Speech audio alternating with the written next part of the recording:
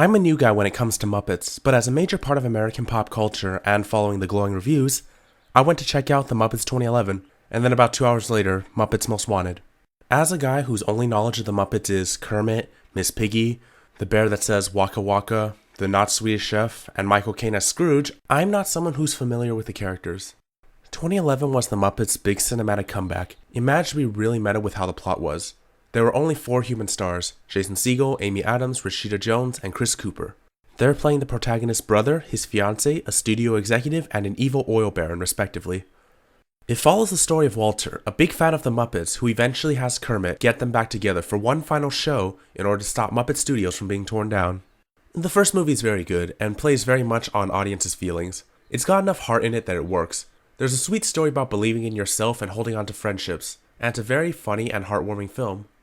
It's everything you want in a children's film, and it's better than anyone would have expected. I didn't need to know all the names of the characters to understand the Muppets feel irrelevant in this day and age, but they're gonna give it their all. The Muppets 2011 is just a project with a ton of love put into trying to let everyone have fun. It didn't lock out people like me, and left some heart scars. Also, there were many celebrity cameos because the Muppets are so beloved. Most prominently, Jack Black, Emily Blunt, and MPH. Also, there are songs, because the series is known for the singing. The first movie's highlight piece is Man or Muppet, featuring Jason Segel opposite Walter in a touching piece. Now, the second film likes to parody the sequel idea. The first movie was more focused on how the Muppets were irrelevant, and they can't do something nearly that touching again, because when Muppets 2011 came out, there wasn't a Muppets movie released in theaters for like 12 years. This movie goes out of its way to make fun of the fact that it's a sequel, and just try to have fun. The first song in the movie is about how sequels are never as good as the original.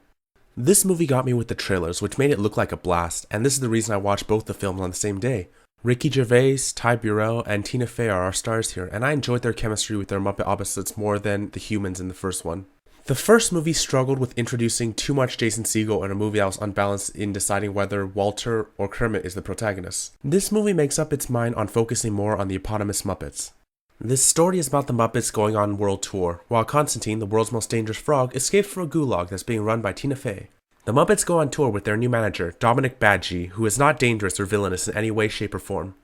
The other subplot is Ty Burrell as an Interpol agent working with a Muppet, who I researched has the name of Sam, working to track down the criminals. This is a funny film with lots of silly gags that don't do anything provocative. There's a lot less fourth wall breaking, and the cameos seem more numerous this time around, with Christoph Waltz, Chloe Grace Moretz as a delivery girl, Tom Hiddleston as an escape artist inmate, and Usher as an usher.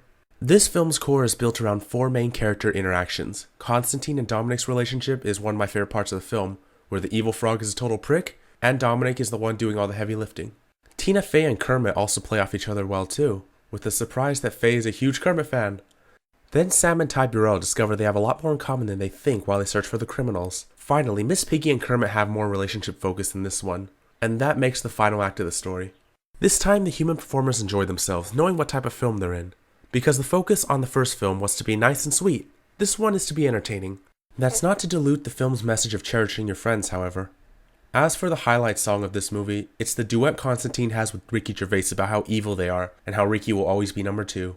So in conclusion, both these films are great, lighthearted watches that are worth the time. Go give them a look. If you're a fan or not, you should get some enjoyment out of them.